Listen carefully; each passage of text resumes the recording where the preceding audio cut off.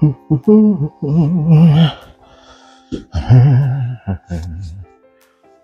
what's good? It's your boy. Welcome back, Suits and Scents. Thank you for tuning into the channel. Okay, family. Today, I guess you can call this an exclusive. Yeah, we're gonna call it an exclusive. We're going to the house of Boadicea The Victorious, and the fragrance is the exclusive fragrance for Neiman Marcus. Okay, that's what we're going to dive into today. So I was up there the other day, and my girl Wendy, if you're ever in the DMV, go to Tyson's Corner, the Galleria, and holler at Wendy. All right, holler at Wendy, and she will take care of you. Wendy or Francesca. Go to the Creed stand. That's the Creed stand. Wendy or Francesca, and they'll take care of you. They'll take really good care of you. Okay. All right. So, Boadicea The Victorious, the Neiman exclusive to Neiman Marcus, 1907. Okay, that's what the fragrance called, 1907, because I think that's when Neiman Marcus came into existence in 1907. I could be wrong, but that's what I believe.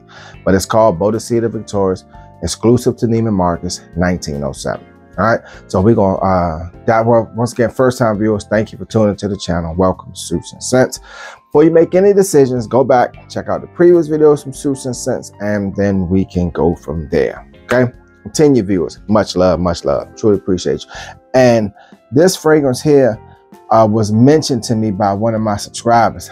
Good looking out, because I didn't even know Boadicea had an exclusive to Neiman Marcus. And when you told me about it, jetted up there, bam. She gave me, well, I got a few of these from her. She takes care of me. I'm telling you, they're my girls, Francesca and Wendy. If you're ever in the DMV, Tyson's Corner, Galleria, not Tyson's Corner 2. I mean, not Tyson's Corner Mall, but Tyson's Corner Galleria. Go to the Creed stand at Neiman Marcus and holler at Wendy and Francesca. All right. So, let's intro roll, and we're gonna get and dive into this fragrance.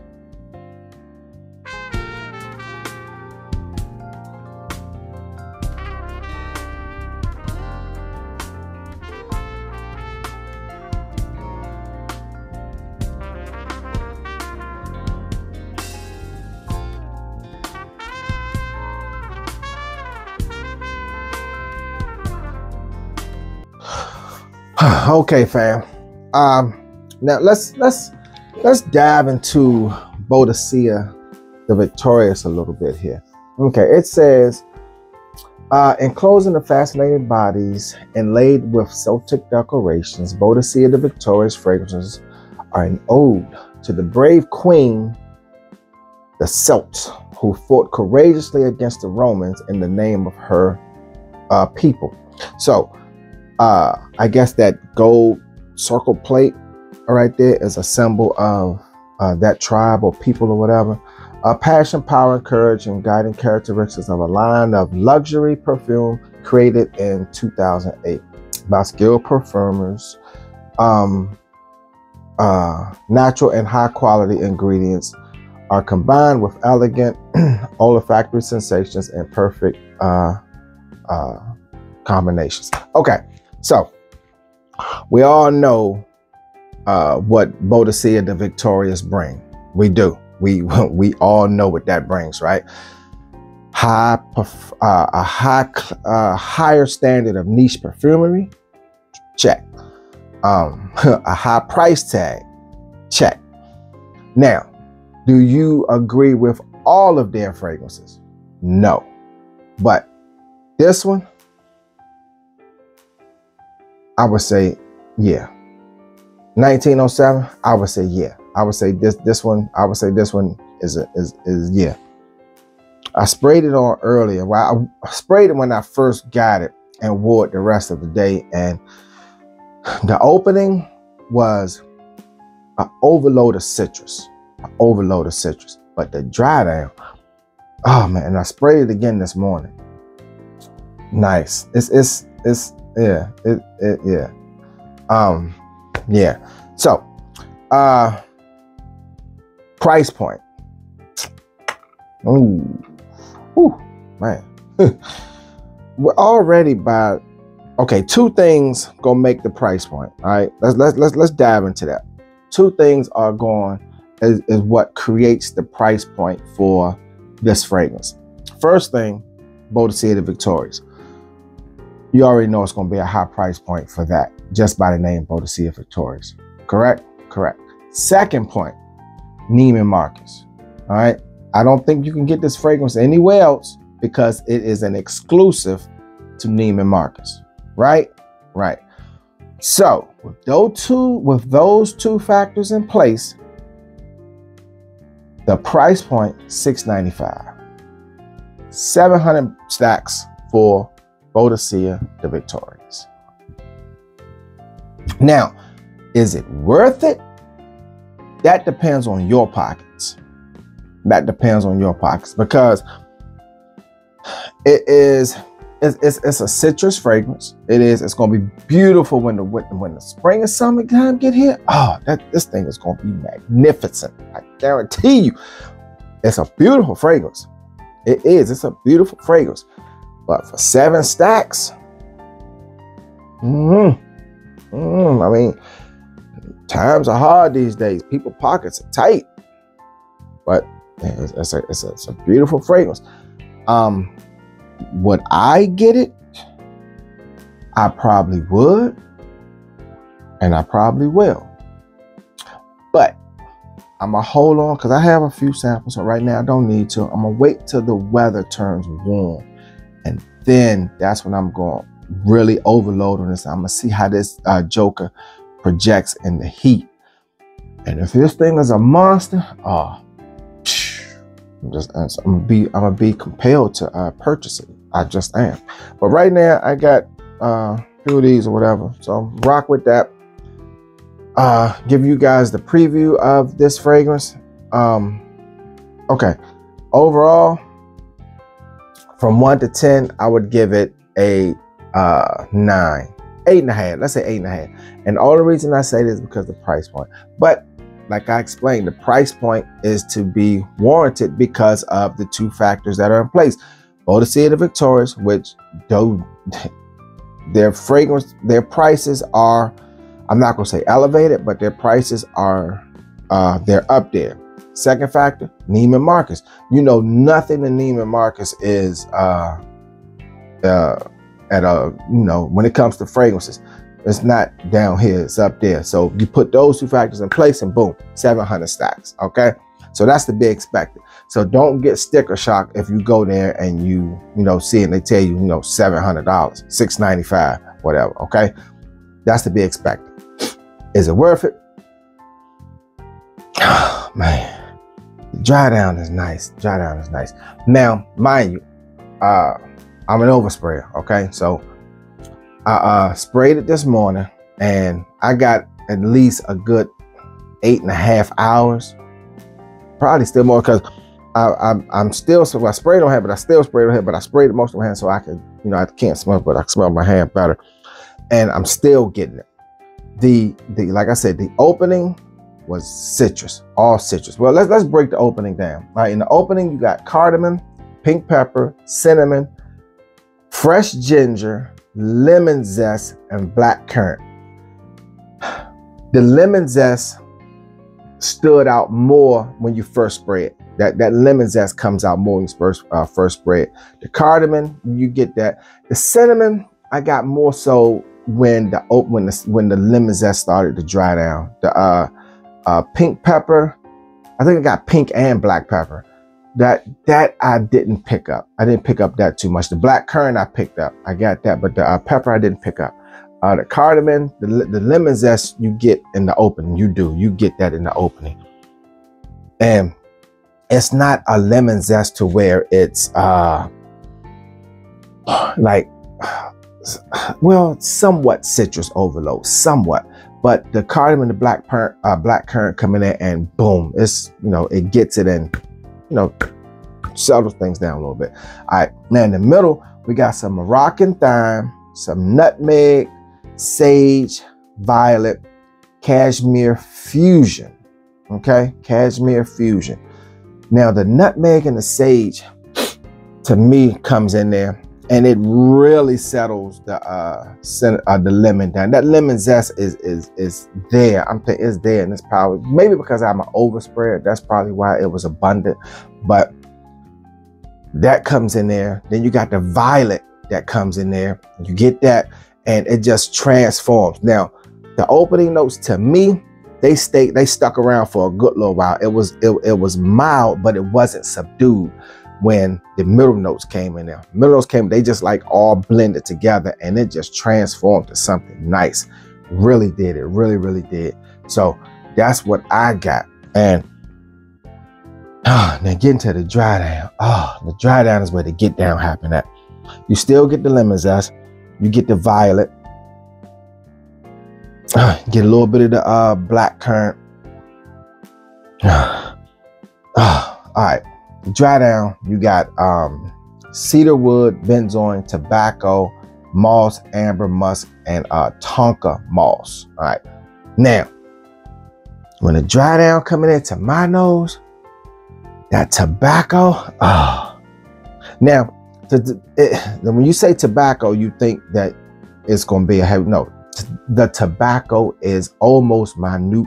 And it's very, very light, but you get whiffs of it. You get whiffs of it. Like I said, the lemon zest, to me, it is sticking around through the whole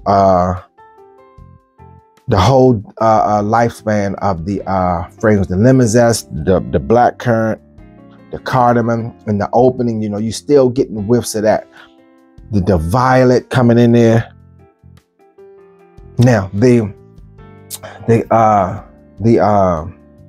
cedar wood, you get that when you get peaks of it. To me, I get peaks of it. I get peaks of this tobacco. The amber comes in there, the moss a little bit, but me personally, I'm still getting I'm still getting that lemon zest. I'm still getting the opening. I'm still getting the opening. That's what makes this fragrance, to me, a really nice fragrance, because I'm still getting all of the notes from the beginning, you know, slightly, all the way down to the end. I'm getting that there. And then that tobacco starts coming in, that moss, that amber, and it brings up the red mixture. It did a really, really good job. It's longevity, like I said, was 8+ hours. When I sprayed it, I had where did I go? I went somewhere, and the scent trail was really nice. Like, mind you, I'm an oversprayer. Okay, the scent trail, marvelous. I mean, yeah, heads was turning. It was really, really nice. Sillage. I didn't go into any close quarters locations, but with the locations that I was at was really, matter of fact, when I sprayed this on the day of when I got it, because I sprayed from the bottle. Then I didn't use my scent spray from the bottle. I was everywhere with it because I didn't wear anything, because I went up there purposely for that. And I left Neiman's, then I went over to Saks. Man, yeah, the attention. It was like you were in a scent bubble. Because I mean, I'm an oversprayer. I'm an oversprayer. But with this one right here, it wasn't obnoxious. It wasn't like it was an overload. It was just right, man. I did maybe like 10, 11 sprays. I'm telling you, I was nuclear with it. Like, I'm going to give this a true wearing. And that's what I did. I mean, up and down. I mean, yeah, I gave it a 2. But everybody I walked by was like, man, that's, you could hear the whispers. It was really, it got the attention. It was an attention getter. It was an attention getter. Now, when the summertime get here and the warm weather come around, or if you're in a warm weather climate now, put it on, get a sample, try it. I guarantee you, with the notes that are in there and the heat get on it, oh, that thing is going to be beautiful. I think it's going to be beautiful. It is because it's cold weather now, and it still held its own. It still held its own. Like I said, I'm an oversprayer, but it did really good. It did really good, right? All right, so let's recap. In the opening, we got cardamom, pink pepper, cinnamon, fresh ginger, lemon zest, and black currant. That's what we get in the opening. The lemon zest to me was the more dominant note out of the rest of them. Then the cardamom and the black currant coming in. The cinnamon was faint. The ginger, now that I think about it, the ginger, it had a little kick to it, more than what the pepper did. The ginger was more prominent than the pepper between those two right there. But the lemon zest had the most appeal out of the opening notes, okay? In the middle, we got Moroccan thyme, nutmeg, sage, violet, cashmere fusion, okay? Yeah, you get whiffs of those in the middle. You got whiffs of those, but to my nose was just picking up the lemon zest and the ginger. You know, the opening notes more so than the middle notes. They would come in, but it took, in other words, it took a while for me for the opening to fade out. And it never really completely fade out. Now, it's abundant when you first spray. I mean, it is abundant, and it is abundant. It's abundant. But as it starts to dry down, and, you know, let the other notes join the party somewhat. You know, they was big bullies. The opening was the bullies. I mean, and it just controlled the fragrance. Then we close it out with some cedarwood, benzoin, tobacco, moss, amber, musk, and tonka bean. Okay, the tobacco and the cedarwood and tobacco, I thought would take more of a presence in the fragrance. It was there, but it didn't take control of the fragrance. Not to me, it didn't.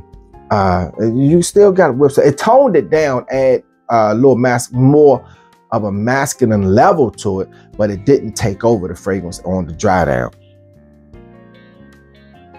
You get it. You get it, but that lemon zest and that ginger it sticks around. It sticks around. So to close this video out, you got what I'm smelling. It's been a few hours now, and what I'm smelling is the ginger, the lemon zest, get the tobacco.